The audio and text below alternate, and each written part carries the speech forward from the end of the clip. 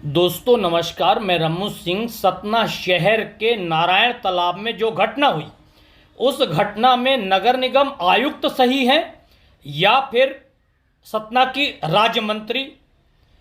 क्योंकि मंत्री ने एक कार्रवाई की और आयुक्त दूसरी बात बोल रहे हैं।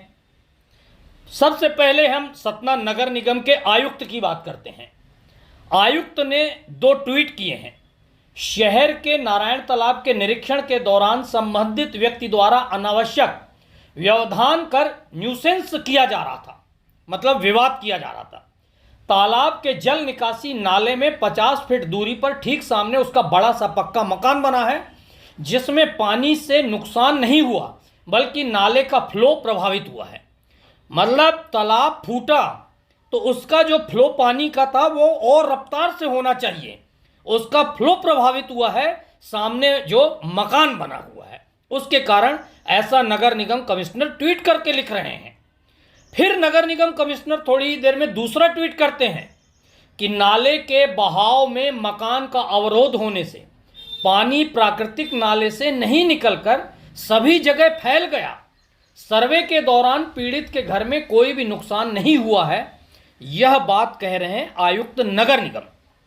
अब हम यह भी जान लें कि राज्य मंत्री, नगरीय प्रशासन राज्य मंत्री प्रतिमा बागरी ने क्या किया। ठीक इस ट्वीट के 1 घंटे बाद प्रतिमा बागरी ने नारायण तालाब बनाने वाले ठेकेदार को ब्लैकलिस्ट कर दिया और उसका टेंडर कैंसिल कर दिया और यह भी कहा कि अब इस काम का रीटेंडर होगा। तो आयुक्त जो कह रहे हैं कि ठेकेदार सही है, सामने बना हुआ मकान बनाने वाले की गलती है, तो अब कमिश्नर को सही माना जाए कि राज्य मंत्री प्रतिमा बागरी की कार्रवाई को सही माना जाए? क्योंकि प्रतिमा बागरी ने तो ठेकेदार को दोषी माना है। अगर ठेकेदार दोषी है और ठेकेदार के गलती के कारण इतना बड़ा हादसा हुआ है, तो जिन घरों का नुकसान हुआ है नगर निगम को चाहिए कि उसकी भरपाई भी करें। दूसरी बात मैं नगर निगम कमिश्नर से कहना चाहूँगा कि यह जो सामने मकान बनने की बात कर रहे हैं, आखिर उस वार्ड का इंस्पेक्टर कौन है, किसकी देखरेख में यह मकान बना? और जब मकान बना तब नगर निगम क्या कर रहा था? नगर निगम ने इसके निर्माण को क्यों नहीं रोका? आखिर ऐसा कौन अधिकारी है जिसने इसके निर्माण में पैसा खाया, भ्रष्टाचार किया? आज सतना शहर में जो भी मकान बन रहे हैं, क्या सारे मकान नक्शा पास और नक्शे के अनुरूप ही बन रहे हैं? हो सकता है कल किसी अन्य जगह पर हादसा हो और अन्य कोई कमिश्नर आए और कह दे कि यह तो मकान का दोष है, हमारे तालाब और हमारे नाली और हमारे नाले और हमारे ठेकेदार और हम सभी लोग नगर निगम के लोग सही हैं, सिर्फ जनता ही दोषी है। मतलब आप हर जगह पैसा खाओ, चाहे निर्माण में हो उसमें पैसा खाओ, उसमें भ्रष्टाचार करो, और चाहे मकान अवैध अनलीगल बने उसमें आप पैसा खाओ। हर चीज में आपको सिर्फ पैसा चाहिए, आप सिर्फ भ्रष्ट हो और भ्रष्टाचार करते चले जाओ और दोषी सिर्फ जनता है। अब एक चीज समझ में नहीं आ रही कि आयुक्त की बात सही माने या मंत्री की बात सही माने।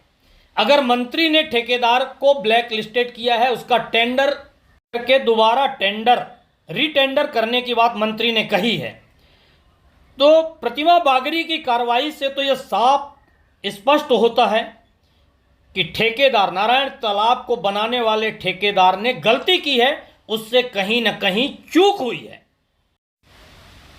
नारायण तालाब के पास राज्य मंत्री प्रतिमा बागरी खड़ी हैं और उनके सामने कैसे पब्लिक को चुप करा रहा था ठेकेदार का आदमी और कैसे चिल्ला रहे थे कलेक्टर।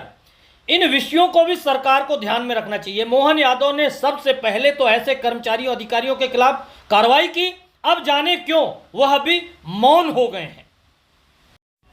ऐसी दशा में फिर नगर निगम आयुक्त ने जो यह ट्वीट किया है, तो फिर इस ट्वीट में जो गलत जानकारी नगर निगम कमिश्नर ने लोगों के सामने रखी है, ऐसे में नगर निगम कमिश्नर के खिलाफ भी सरकार को कार्रवाई करना चाहिए। क्यों? इस मामले में भी राजनीतिक गुट नजर आते हैं। क्योंकि जब राज्य मंत्री प्रतिमा बागरी ने प्रेस कॉन्फ्रेंस करके इस ठेकेदार को ब्लैक लिस्ट किया तो उनके साथ महापौर बैठे हुए थे। और मुझे लग रहा कि नगर निगम के कमिश्नर ने जो ट्वीट किया है, नगर निगम कमिश्नर जो चल रहे हैं वो शायद सतना सांसद के कहने के अनुसार वह कार्रवाइयाँ कर रहे हैं और उनके कहने के अनुसार चल रहे हैं। यह गुटबाजी नारायण तालाब के रूप में हमें और आपको भोगनी पड़ी, देखनी पड़ी। हालांकि कार्रवाई नगर निगम कमिश्नर के खिलाफ भी होना चाहिए। एक बात जरा आप लोग सोच कर देखिए कि राज्य मंत्री प्रतिमा बागरी के सामने नारायण तालाब के ठेकेदार ने किस अंदाज में बात की। राज्य मंत्री प्रतिमा बागरी के सामने नगर निगम कमिश्नर और कलेक्टर ने किस अंदाज में बात की। अब सिर्फ एक बात और सोचकर देखिए कि मान लीजिए कि कांग्रेस की सरकार होती और कांग्रेस सरकार की कोई मंत्री, मान लीजिए महिला मंत्री ही होती, क्या उसके सामने कलेक्टर, कमिश्नर या ठेकेदार इतना बोल लेने की गुंजाइश रखते। बस यही भाजपा और कांग्रेस में अंतर है। कांग्रेस के लोगों को सत्ता चलाना आता है,